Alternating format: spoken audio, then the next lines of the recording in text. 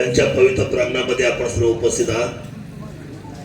हिंदवी स्वराज्याचे संस्थापक राजे छत्रपतींच्या जन्माची ही शिवजन्मभूमी आहे आणि खरं तर या महापुरुषांमुळे खरं तर आपल्या सर्वांना आशीर्वाद मिळाला। आपण सर्व कर्तव्यामध्ये उभे राहिलो। काँग्रेस हे कर्तृत्वाची खाण आहे। सर्वश्री सावळराम बुवा दांगट, सर्वश्री मुरलीधरराव शिंगोटे, मुरलीधर बाबा आणि सावळराम बाबा यांचा आशीर्वाद आपल्या सर्वांना आहे आणि महाराष्ट्राच्या पटलावर या उमरस गावाने दोनदा नेतृत्व केलं। सर्वश्रेष्ठ कार्यसम्राट आमदार आदरणीय बाळासाहेबजी दांगट, सन्माननीय शंकरदादा दांगट, आदरणीय मंदागिरीताई दांगट या गावच्या प्रथम नागरिक, त्याप्रमाणे या गावचे उपसरपंच, या गावचे सर्व ग्रामपंचायत सदस्य,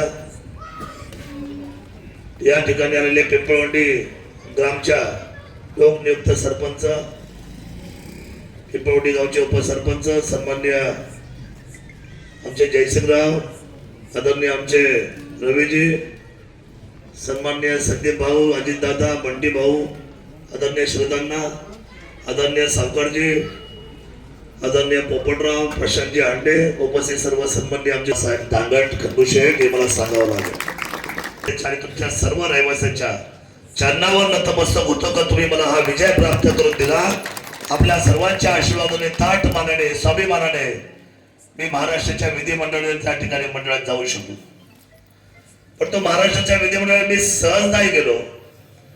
या स्वाभिमानाने किल्ल्या शिवनेरी भगवा फडकला मधून आदरणीय शिवसेना नेत्यांनी मला हेलिकॉप्टर पाठवलं। हेलिकॉप्टर पाठवणारा आणि हेलिकॉप्टर मध्ये बसताना मी राज्याचा एकमेव आमदार आहे शिवभूमीचा, हे आपल्याला मला सांगितलं पाहिजे। हा आशीर्वाद भेटला आपल्या सर्वांचा। मी साहेबांना विचारलं, साहेब कामाला सुरुवात करायची काय कामं घेतली पाहिजे आपल्या गावातली? साहेबांनी जी कामं सांगितली, मला म्हणली माझी पहिली लिस्ट मी तुम्हाला देतो, दरवर्षी एक लिस्ट देत जाईल म्हणून देत जा, ते खरंच जाईल। पहिल्या लिस्ट मध्ये त्यांनी सांगितलं होतं उमरस नंबर 2 मारुती मंदिर रस्ता काँक्रिटीकरण करणे, तो रस्ता घेतला, त्याला 20 लाख रुपये टाकले। उमरस नंबर 2 मुख्य चौक ते आमदार निवास रस्ता सिमेंट काँक्रीट करणे, त्याला 20 लाख टाकले। उमरस नंबर 2 तनपूर पटाकडे जाणारा रस्ता सिमेंट काँक्रीट, त्याला 20 लाख रुपये टाकले। उमरस नंबर 2 आधार पर संस्था ओढ्याकडे जाणारा रस्ता काँक्रीटीकरण करणे, त्याला 20 लाख रुपये। उमरस नंबर 2 महालक्ष्मी मंदिर मागील रस्ता काँक्रीटीकरण करणे, 20 लाख रुपये। उमरस नंबर 2 माध्यमिक शाळेकडे जाणारा रस्ता सिमेंट काँक्रीट, 20 लाख रुपये। ही 6 कामं 1,20,00,000 रुपयाची कामं एका वेळेला एका टायमाला टाकले आणि 1,20,00,000चा फंड तुमच्या हातामध्ये मी आता दिलेले, त्याच्या कामाची आता सुरुवात होते। आता प्रस्तावित कामं कोणती आहे तर तुमची ग्रामपंचायतची आता इमारत चालू आहे। मला पोपटराव बोलले जर याला थोडासा आधार देता आला आम्हाला खंडूशेठ, जर आमची इमारत जर अर्धवट राहिली तर तुम्ही आम्हाला थोडंसं पुश करा। मी आपल्याला शब्द देतो तुमचा सगळा निधी वापरा आणि कमी पडला जिथे कमी तिथे आम्ही ही बिल्डिंग मात्र तुम्हाला पूर्ण करायला मी ताकद लावून दिली, एवढंच मी तुम्हाला आज ग्रामस्थांना आश्वासन करतो। दुसरी गोष्ट की सावली हॉटेल ते मोरे वस्ती हा रस्ता महत्वाचा आहे, तो आपल्याला 1.5 किलोमीटरचा करायचा आहे। मळेलान ते खरमाळे यांचे घर हा रस्ता 1 किलोमीटरचा आहे, करायचा आहे ना। पुतळा देवी मंदिर ते गंगाजी बाबा मंदिर, पुतळा देवी ते गंगाजी बाबा कुठं आलंय? खाली पुतळा देवी खाली आली शेवाळ पाहिला असं म्हणा ना, शेवाळ पाहिजे तो रस्ता, ते शेवाळ पाहिजे करायला याच्यामध्ये तो 1.5 किलोमीटरचा रस्ता करायचा आहे ना। गायकवाड वस्ती ते चौंडी खाली मधला रस्ता 14 पासून तो एक करायचा आहे, तो तर मोठा आहे 2.5 किलोमीटर। तो अति महत्वाचा आहे. बारवस्ती हा म्हणजे शेवटपर्यंत अंबादासच्या घराकडे खाली बार अंबादास हांडे बाळाचं मांडीच्या घरा ओके. आणि 14 पट अंतर्गत रस्ता 14 पट तर छोटा असेल ना थोडासा तो तनपूरपट सारखा. हा 500 हा थोडा आहे. आता अण्णा आधी राहायचे तिकडे तर मी यायचं तिकडे जेवायला हा काय तो काळ होता एक काळ होता हा रात्री 1:30ला 2ला यायचं मी किती वाजता बरकत आहे.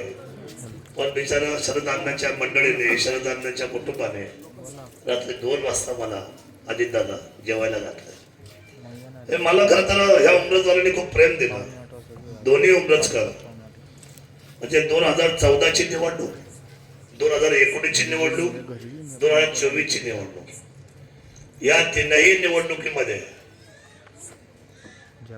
सगळे लोक बदलले असतील पण उमरजकर मात्र माझ्यापासून हल्ले सुद्धा नाही ढळले सुद्धा नाही आणि माझ्यापासून लांब गेले सुद्धा नाही. एवढा मोठा विश्वास मी ठरवले. हा रस्ता जो आहे खामोडी पासून मध्ये साहेबांनी आणि सावकार शेट्टी उभं राहून स्वतः खड्डे भरून घेतले.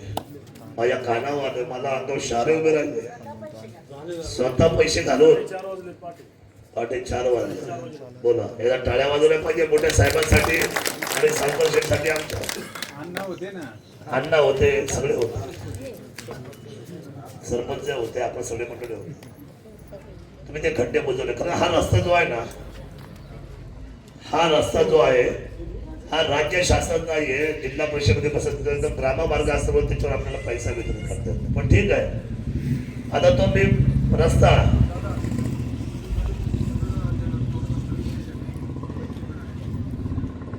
बर्दीच्या घाटाला होत नाही ते जाऊ दे हेडचं तुला काय करायचंय.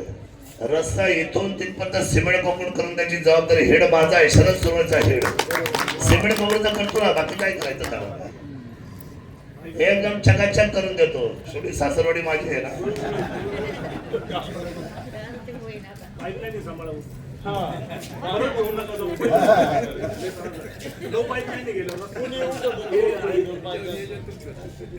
आता काय काय करावं आमदार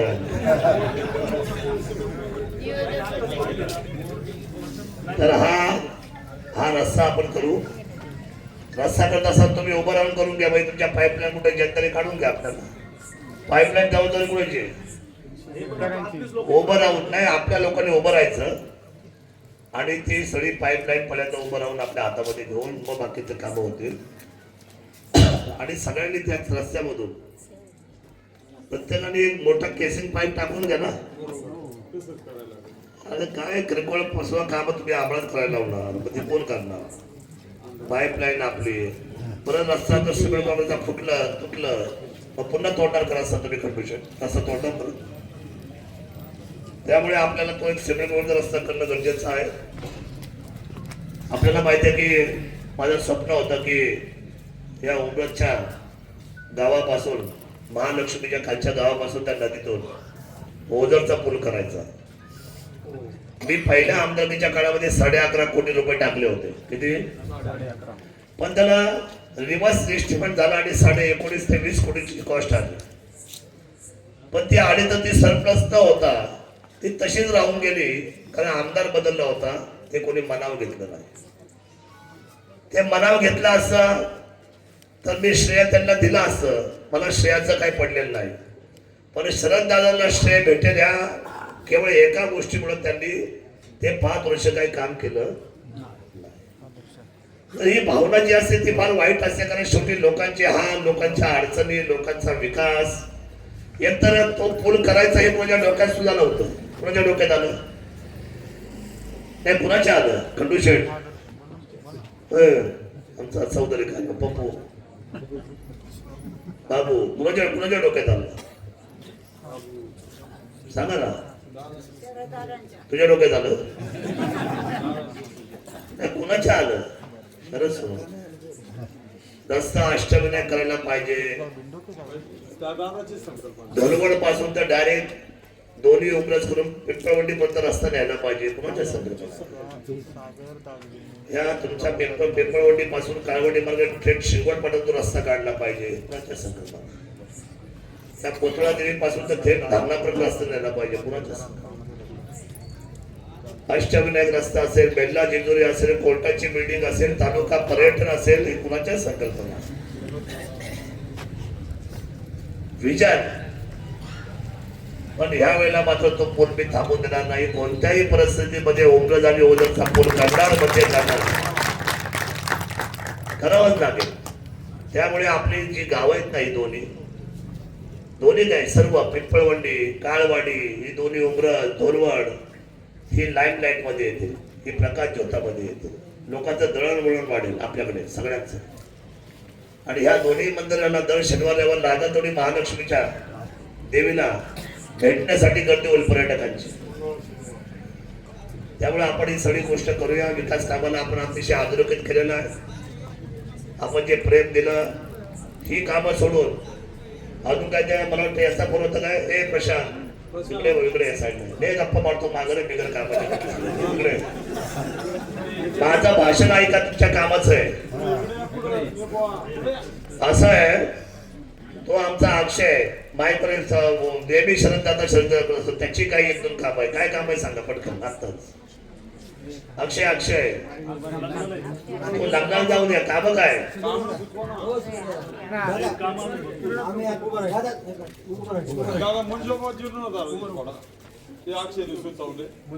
म्हणजे वाचा ते करायचं राहिले. ध्वज हा तुम्ही गावकऱ्यांनी करायचं आहे. ध्वज मी द्यायचं मग तुम्ही काय करायचं. अरे सगळं फुकट जमल कसं पोपट राव. ध्वज हा तुमचा अभिमान आहे गावाचा, करायला पाहिजे ना. अख्ख्या पिंपरी पठाराने स्वतःचे पैसे काढले, सगळ्यांनी पैसे स्वतःचे उभे केले. ध्वज उभं करायला काय लागतंय.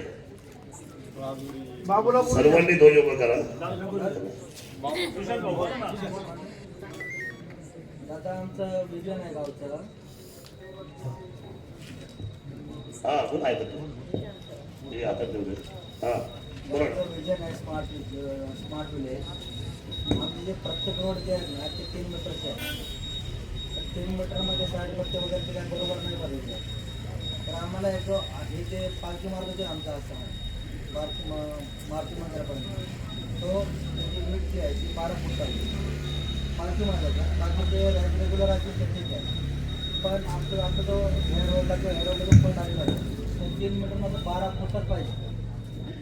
12 फूट भले लांबी कमी झाली तरी चालेल, परंतु रुंदी जी आहे ती महत्त्वाची आहे. कारण जेवढे होमला गर्दी नसते ना तेवढे काठी पालखीला असते.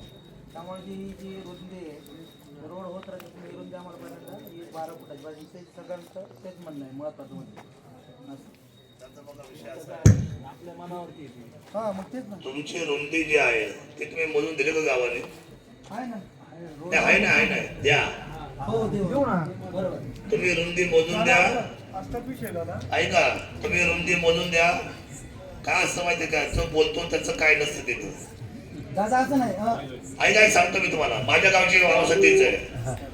तुम्ही सगळ्यांनी रुंद्या मोजून द्या आणि पालखी मार्गाची सगळी रुंदी काढून घ्या. तुमचा वरिष्ठ सगळं पालखी मार्गाचा रस्ता मी करून टाकतो. विषय सांगतो.